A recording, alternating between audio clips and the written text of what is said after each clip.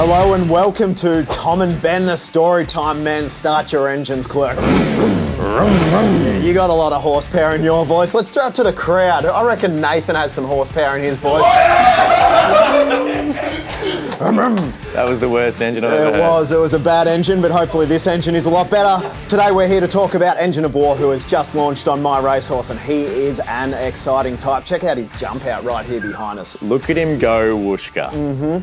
Very private jump out, very special. And when we look for these New Zealand imports, clerk, we always try and go, is there a bit of Willie Do It in this horse? And will he do it again? Will he do it again? Who knows? I think he will. But you look at the jump out comparisons here of Engine of War and Will He Do It, and you can see what we love about them is they're just both effortless, massive striding, they take the ground well, and they just put them to the sword quite convincingly. And then if you want an even more like-for-like comparison of Will He Do It, then check out his debut third. Look at this thing. Tell us, clerk, without being heckled, why are the debuts so similar? Same distance. 1,100 metres. Tick. Same position. Tick. And the same suboptimal distance at 1,100. Yeah, and it's more the way when you look at how they're both running, look in the final 100 metres and 50 metres as Engine of War picks up and how explosive he is through the line. That is what we saw with Willie Do It, and that is why there's a lot of comparisons between the two. So not only was it a great debut third, but there's been a lot of good form come out of this race. Can you let the punters know all about that? I can share these secrets. So Spandito, the horse that runs second, just ahead of Engine of War, comes out in his next start and puts them to the sword by about 2 to 3 lengths in a maiden. Tick. The next horse, we'll look at the winner was Belzoni, but also behind Willie Do It is Country Salon. Let's just circle Country Salon right there. Perfect. So Engine of War has clearly ran ahead of Country Salon right there, and in their next start, Belzoni and Country Salon meet again. Belzoni jumps as the $1.80 favourite and Country Salon runs right over the top of him at $14, which was a massive win. So the exposed form out of that race has been winning form across the board. It's beautiful, isn't it? Now, he has an elite pedigree, this guy. He's by Circus Maximus, 3-time Group 1 winner.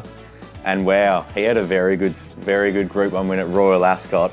Xavier, talk to the camera. Give us the commentary from that race. And Circus Maximus, here he comes! There we go, that's enough. It's fantastic. Is that enough? Was that enough from him, or did you want one more? He's all shy and bashful. We love when the cave gets bashful. It's always good to throw the heckling back on the hecklers, isn't it? Absolutely. He's got some good pedigree on the dam side as well. He does. Are we talking about Xavier or are we talking about Circus Maximus? Talking about Engine of War? Perfect. Yeah, he's out of a dam called Prove Your Worth, who, yeah, very, very shrewd bloodline here. Is from the family of Northern Meteor, Smart Missile, both great stallion lines in Australia, and then also Pelisapan as well. So, yeah. And it's a Lonhro mare. We know what the Lonhro broodmare sire stats are, and what do we all think of Lonhro broodmare sires? She's all right. I just want to cut to the crowd. I want to get Irvin Mosquito to give us a bit of an engine sound here, because I don't think Nathan quite nailed it. Go, Irvin. Give us one. Bit of Crazy Frog. We don't mind Crazy Frog, do we? They're awesome. Thank you for that, Irvin. Well done. Very good. The opportunity is here. As of this moment right now, we have launched Engine of War. The early bird is live, so you can get a discounted price. Now, he's obviously arrived in Australia now. The team at Price Kent Racing, they've been able to check him out. So have you by this point as well. Now, tell us, Australian plans, is he Derby horse? He's obviously got the perfect trainers to take him through that course. Well, that's it. We see him at the moment as a Derby horse, whether that's the Vic Derby in his Spring 3-year-old campaign or it's the Autumn Derbies like Willie Do It contended up in Sydney.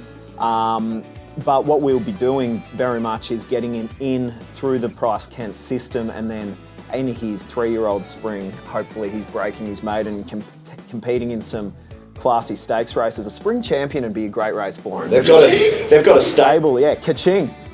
They've got a stable up in Sydney, and I think 2,000 metres could be a sweet spot as a spring 3-year-old, but he's only going to get better and better. What was also interesting, we had him accepted for this stakes race over in New Zealand, and we scratched him out of it at the last minute, and the horse that ended up winning that stakes race, very similar profile to what Engine of War had. That horse was called Towering Vision by Circus Maximus as well. Jumped from barrier 1, which we were jumping in. Starting price of $11, we had a starting price of $9. So we got the right profile of horse, and it's great for Circus Maximus to already get a stakes winner. Hopefully, through Engine of War, he's getting a lot more. I think this horse will sell very quickly. Absolutely. I think it'll go faster than Mario and Luigi up here on the board, and I would not be thinking that the early bird sale is going to last long. What do you reckon? I agree. We've obviously had an indicate interest for this horse, given the hype and the anticipation for him. There's been over 2,000 people indicate their interest. There's less than that in early bird, so you're going to have to be very quick. Favourite horse over there looks like Icow from one of the team members, but... Now, punters, tell us, are we happy about Engine of War? Yeah! Are we pumped for the launch? Who's getting shares? This has been another episode of Storytime Men with Tom and Ben.